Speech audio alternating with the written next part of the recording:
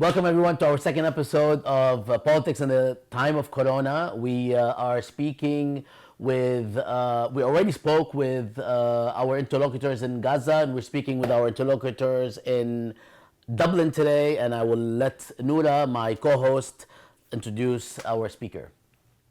Today we have the pleasure of speaking with Dr. John Reynolds, professor at Maynooth University in Dublin, Ireland, who will be sharing with us what the situation looks like from Dublin. Welcome, John. Welcome, John. We're smiling. Guys. We're smiling. Yeah. Why don't you start by telling us how your child is going to save us from COVID-19?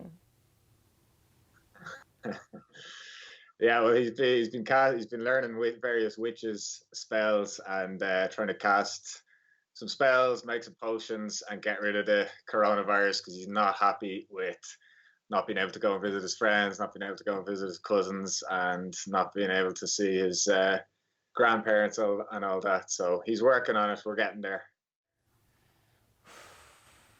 How are you guys with two little ones at home?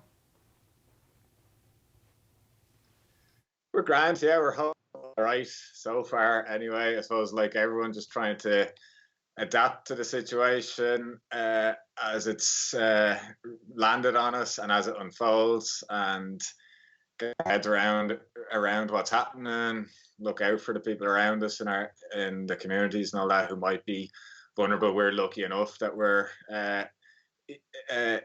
easily enough able to stay at home and function, but just obviously trying to make sure people around us in more difficult situations have what they need, trying to make sure my parents especially stay safe and stay home and have what they need, and just looking out for everyone else around us really. And then my partner's Italian, and a lot of her family in Italy, obviously they're all still fine for now, but obviously it's been a really brutal and kind of tragic scenario there the last few weeks.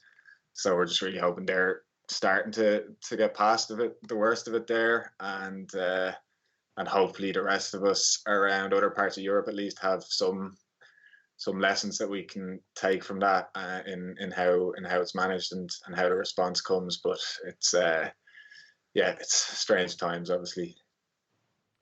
So, I mean, that's a really pertinent question. We're curious about, for most people, it has meant more or less the same: stay at home, engage in some mutual aid, and then there's differences based on federal and national responses. So, and not only that, but how it's also been politicized in different places that we're at. Have you seen any of that from your vantage point?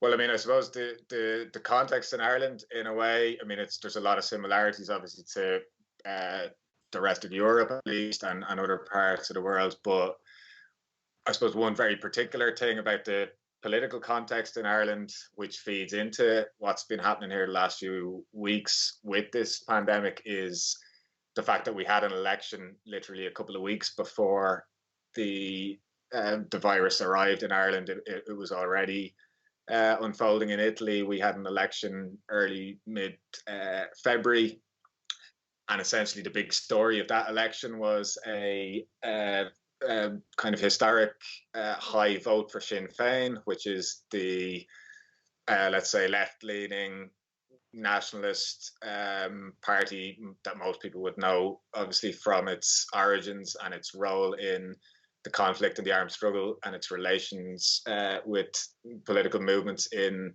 the north of Ireland, and its role in the peace process since then, and its role in power sharing arrangements and government in the north of Ireland in the last 10 or 15 years. But it's become a much more significant force in Southern Ireland in recent years, and did exceptionally well in this election. Not well enough to be able to be in a position to form a government, but certainly upended a lot of the status quo in terms of the two main conservative parties that had been dominating Irish politics for a long time.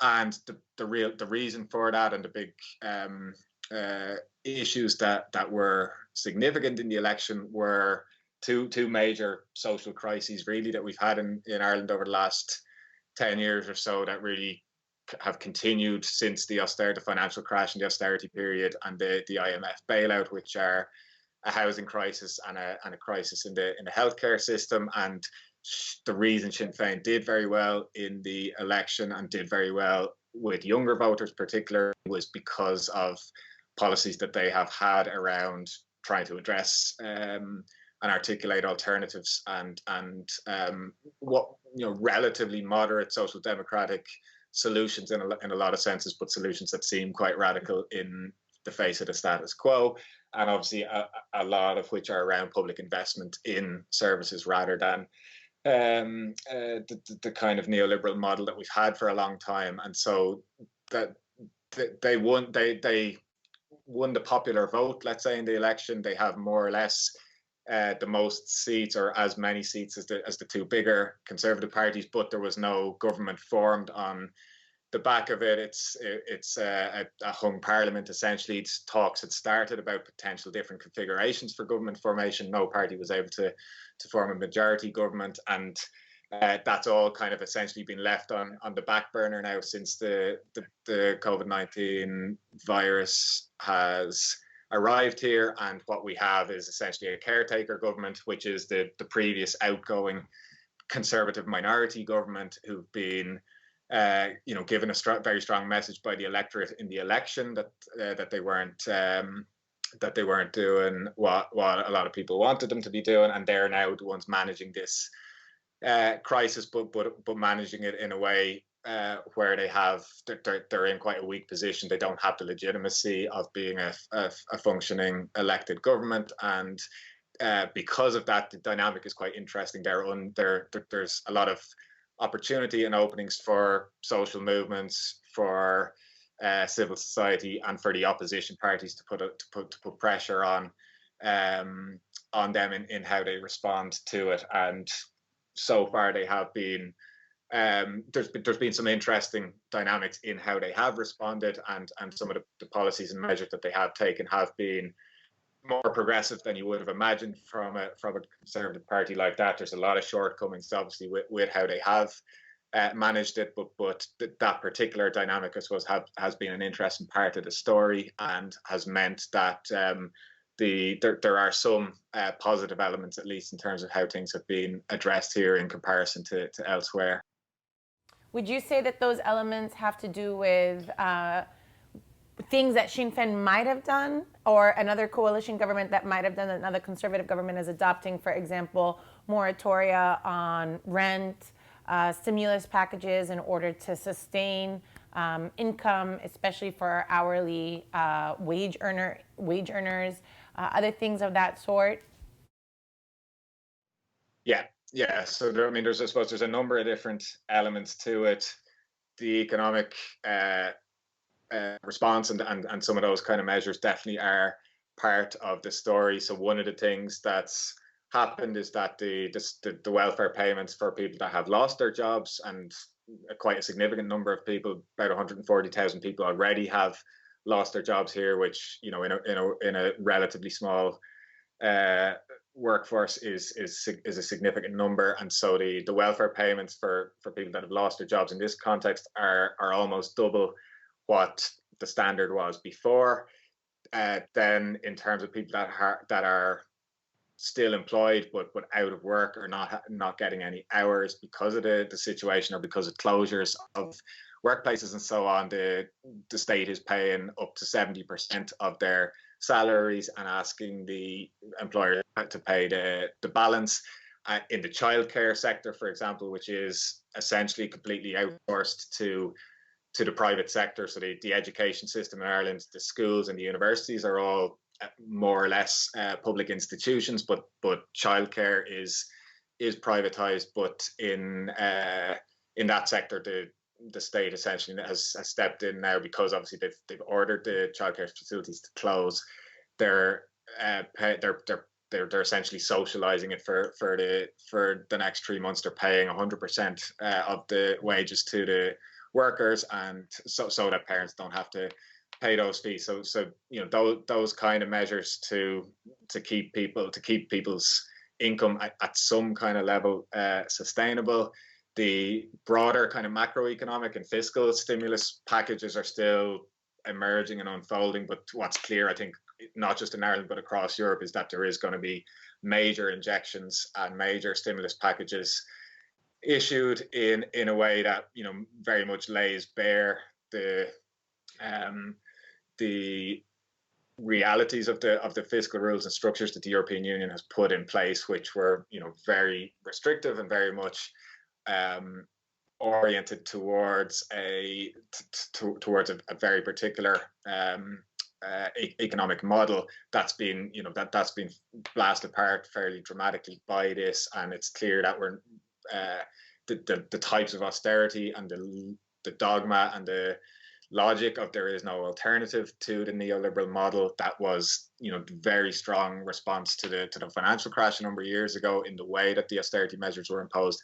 That's not being repeated to the same extent here, and so we see a quite interesting opening up on that front. The other kind of particular issue that's interesting in Ireland in relation to the healthcare system, which is a hybrid kind of a model where we have a public health service in parallel to a private system based on private insurance model, and you have essentially, you know, a two-tier system operating depending on what type of service you need and whether you can afford insurance or not. What the state said just as of yesterday is that that's essentially going to break down for the duration of this pandemic. They've essentially said they're going to socialize the private hospital system and the private healthcare system to deal with this, and that all treatment and services for anyone affected by the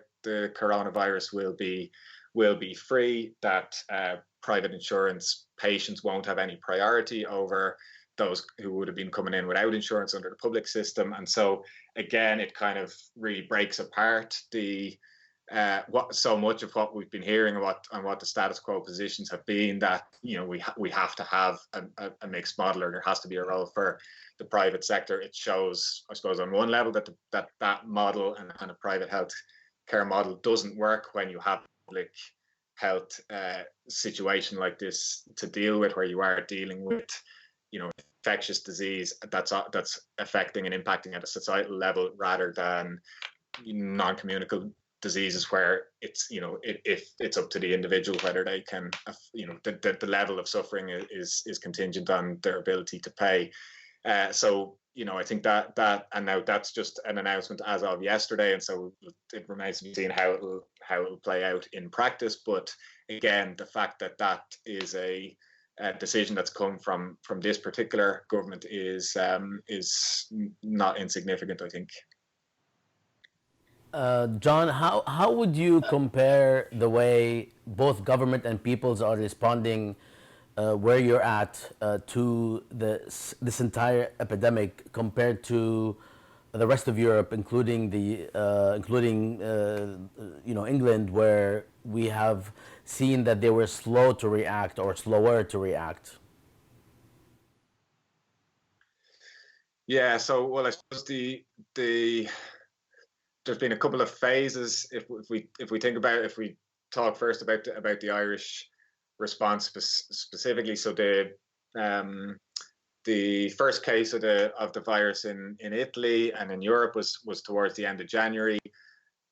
For really the duration of February, it was very much a kind of a business as usual dynamic in Ireland, in that there was no suggestion of people being advised or restricted from traveling to Italy. There was a lot of initially a lot of rhetoric about, you know, we can't disrupt people's lives, we can't disrupt economic activity, we can't interfere with the free movement model within the European Union. And so the situation you had was, you know, a lot of, particularly during, say, for example, school midterm breaks in February, a lot of students, schools, families, etc., going to Italy on holidays, going on skiing trips and all of that. And so there was a sense really that this is something that's that's not going to be a major issue. Obviously, then we had the first case in Ireland on the 1st of March, I think it was, that had, and the first number of cases here were all associated with people who'd been traveling to Italy and had come back. Once it was here, there was a kind of a slow but steady trickle of cases for the first week or so, and again, still the response was relatively slow. One of the big tipping points and one of the big pressure points was discussions in the first week of March into the second week of March around this big public gatherings, like, for example, the St. Patrick's Day parades and festivities that have been coming up. There was, again, a lot of pressure from the public, from people that were starting now to realise and see the impact that this was going to have, for those kind of gatherings to be cancelled. Again, the government was reluctant to do so, but eventually did so. That was the first major decision and action they took, was to cancel the St. Patrick's Day festivities around the country. Then there was a lot of pressure starting to come from civil society, from certain elements of the medical and health professions, and then so after maybe a slow and delayed response, then you did have a series of fairly decisive measures that were taken in phases, to initially to close the schools, universities, and childcare facilities, then to close the pubs and playgrounds and other public spaces like that, and more recently, just in the last couple of days, for further closures of what are considered non-essential workplaces and businesses and so on. So it's what we had, I suppose, in comparison, certainly with Britain, was a more decisive initial response, but now the government here remains reluctant to really shut everything down in the way that other parts of Europe have done. And so if you look at certainly Italy, France, Spain, and a lot of the continental European countries, they're under more or less much more extensive lockdown situation than we are here now. People are still relatively free to move around and be out and about here. There's been a lot of emphasis on individual responsibility for social distancing and all of these kind of measures, but it was a phased response, I suppose, and there does seem to be some evidence from the data that we have, and obviously, like everywhere, what's being reported in terms of number of cases and so on is very hard to know how representative it is of the overall situation. But the curve, as we can see, evolving now is, hasn't got as steep as people feared, and the projections for the number of cases that we were going to have in Ireland by the end of March, for example, are being revised slightly downwards, not a huge amount, but was slightly downwards. Whereas in the UK, obviously, the initial discussion and discourse around herd immunity, as it was called, and some of the modelling and the advice that seemed to be given to the government there was to take a more laissez-faire approach to it, to let it play out and see what happened. And they seemed to be, at least what they were saying anyway, was that they were planning further down the lines for a later surge. Obviously, there were then subsequent studies that were provided to the British government, and they realised that it was spreading a lot faster than they had expected, and their curve was getting a lot steeper. And so now they've taken more later but more decisive measures, and so the closures and the restrictions in Britain and the north of Ireland now have gone further than what we have in Ireland. But there's a sense, at least from the data that is available, that they've maybe lost a week to 10 days and are trying to catch up now. That's, I suppose, as much as I can say. John, I have two questions related to that. One is a follow-up on what Bassam was asking about, which is, for example, the St. Patrick's Day parade that Ireland canceled actually preceded the cancellation in New York City for the same parades. And so for the rest of us, we see Ireland actually trailblazing. But the impression you're giving is that while they're imposing social distancing and canceled a number of things, have not imposed a complete lockdown, which is now what distinguishes it from these other countries. That's one. And then the second question I have is related to what you're sharing with us about the herd immunity. I mean, in many contexts where that language is being used, it's almost a euphemism for a form of ecofascism that the conservatives are interested in seeing play out in a very irresponsible and problematic way. What can you tell us about both of those things? Yeah, so I suppose on the like the St. Patrick's Day thing, it's just I suppose a feature of the timing of when this emerged. For a lot of people in Ireland, they were more than happy for St. Patrick's Day to be cancelled, regardless of any virus.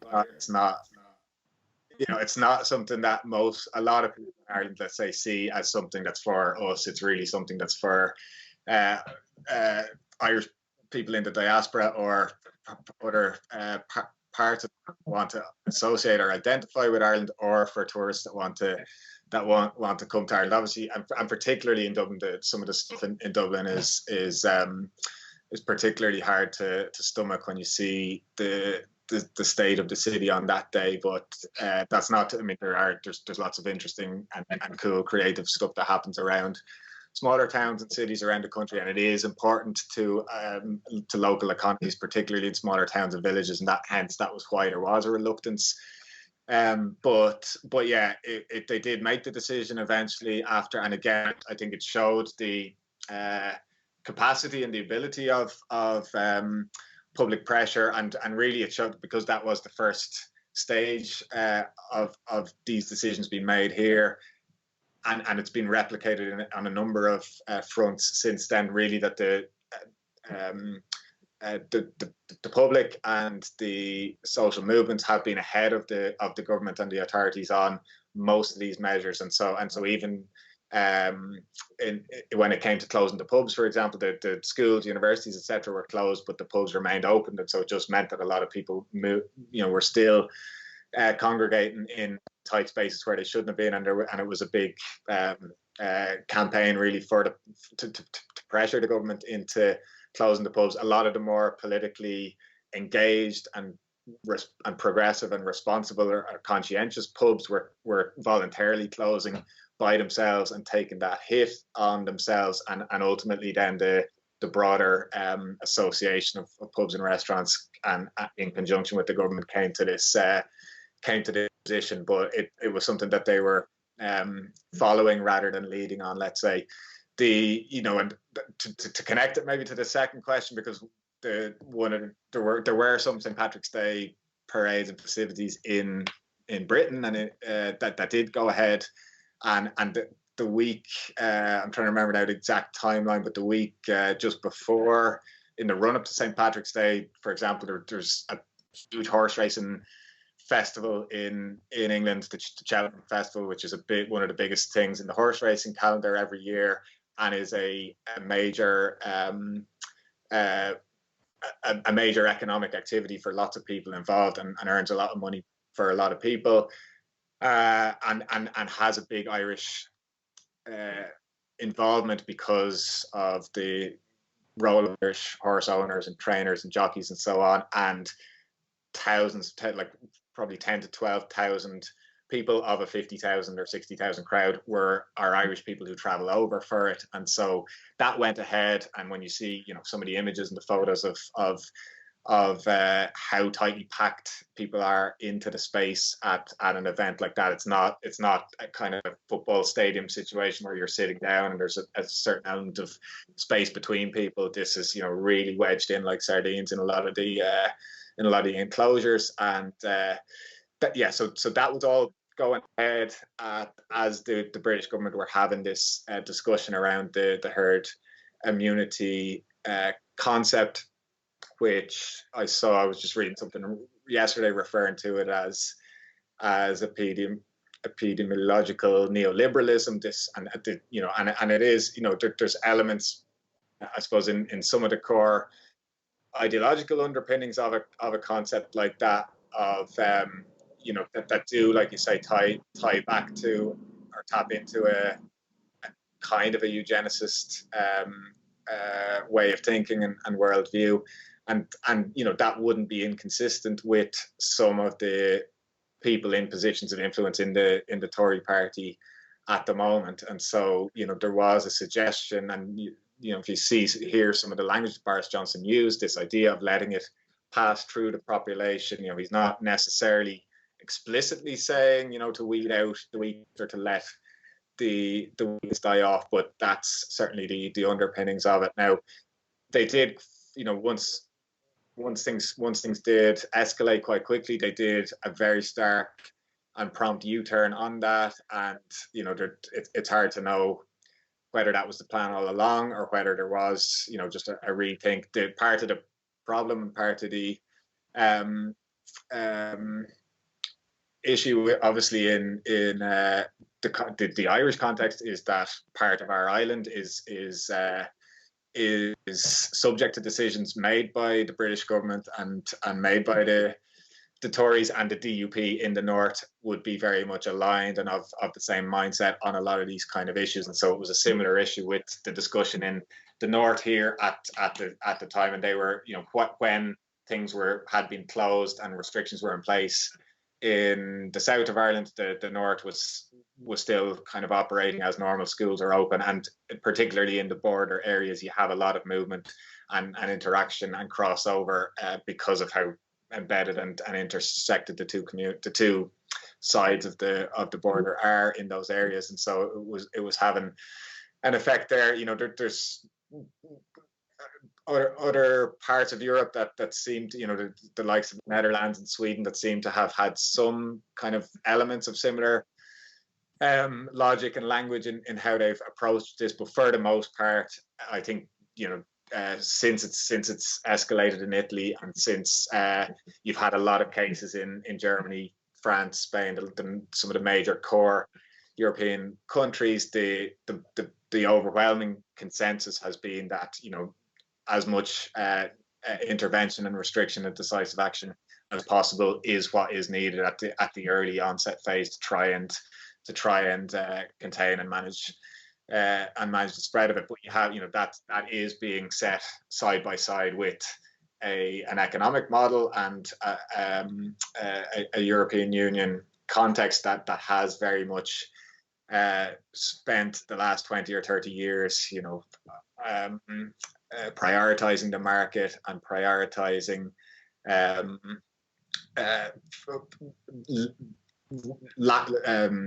liberalization of movement, but of economic activity as well. And so that, the ability, I think, of the European countries to respond as decisively and as quickly as they needed to in this kind of a context has been hampered by that model and by those underlying structures. And we've seen some of the worst implications of that in Italy and Spain so far. In Ireland, we're still, the number of cases is gradually going up each day.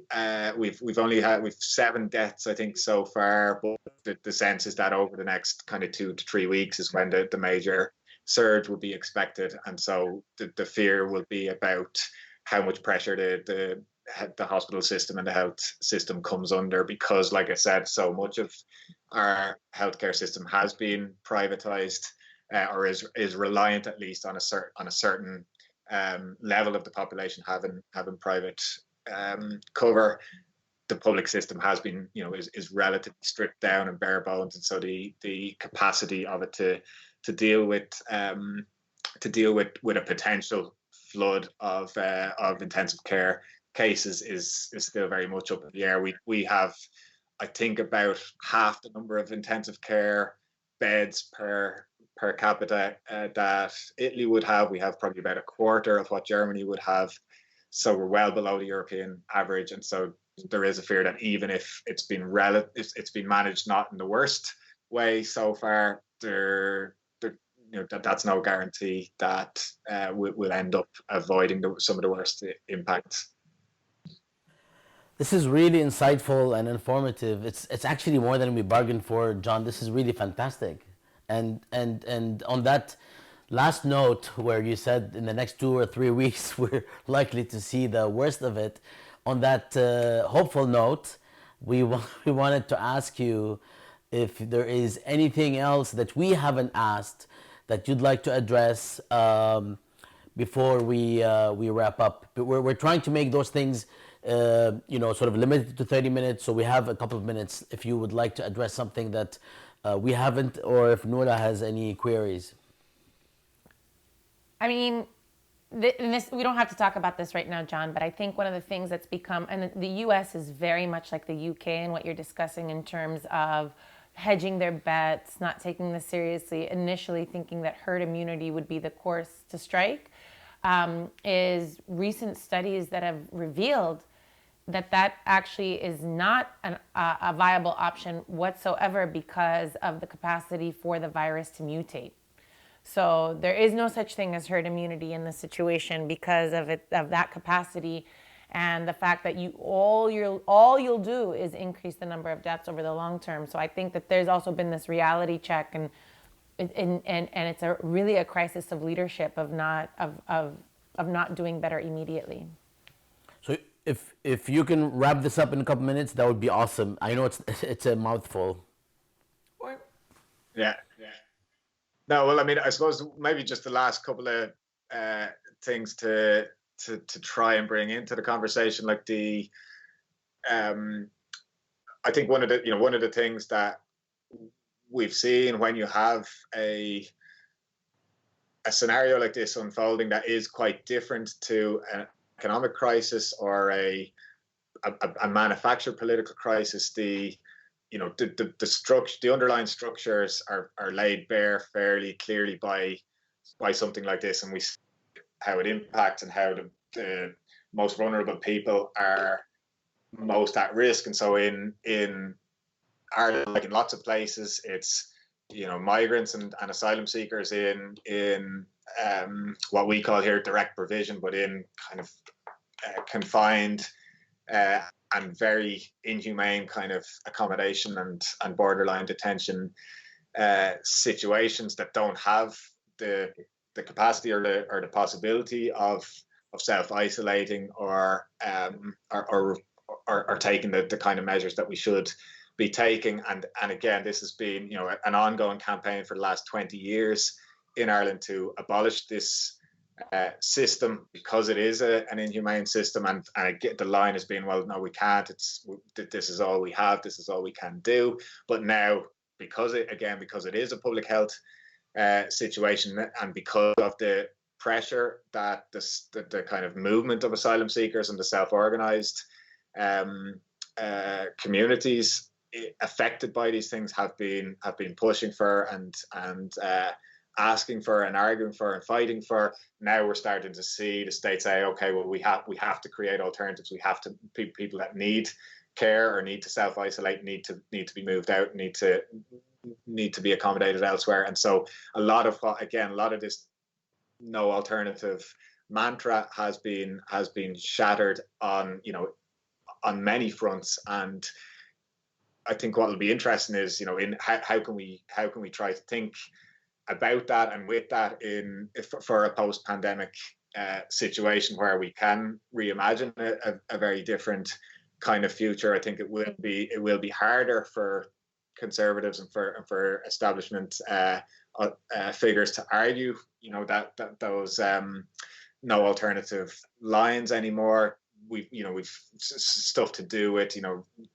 rent freezes, restrictions on evictions, deferrals of payments, and so on. All of the kind of stuff that a lot of the left and the social movements have been arguing for a long time, and the line back has always been, we can't do it.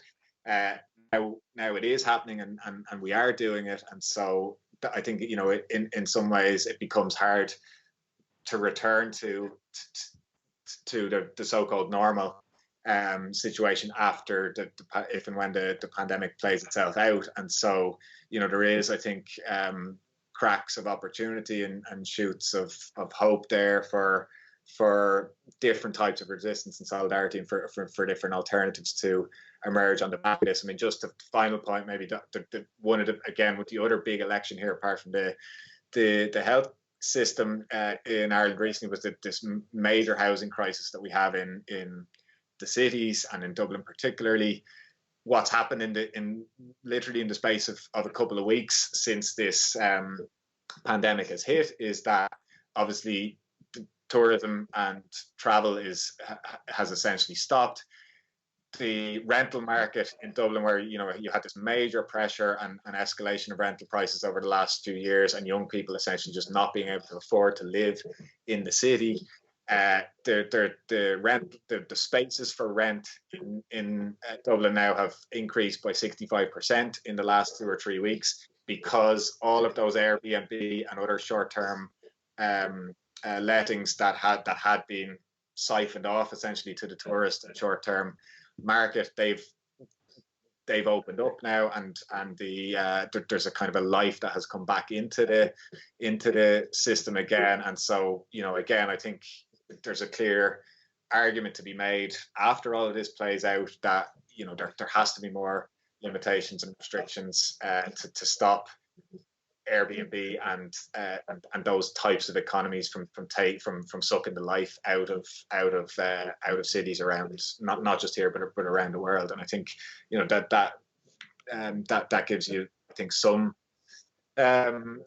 cause for optimism in obviously a very difficult and anxious kind of time at the moment.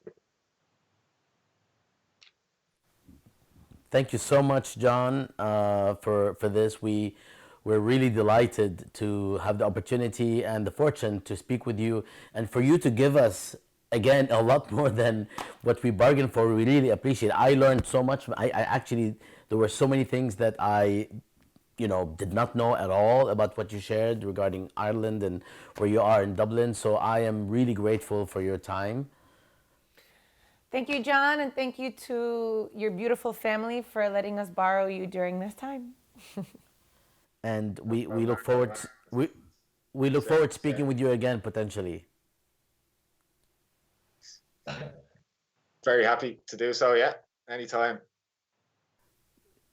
This has been a status program on politics in the time of Corona. We just spoke with John Reynolds from Dublin, and we will see you again hopefully.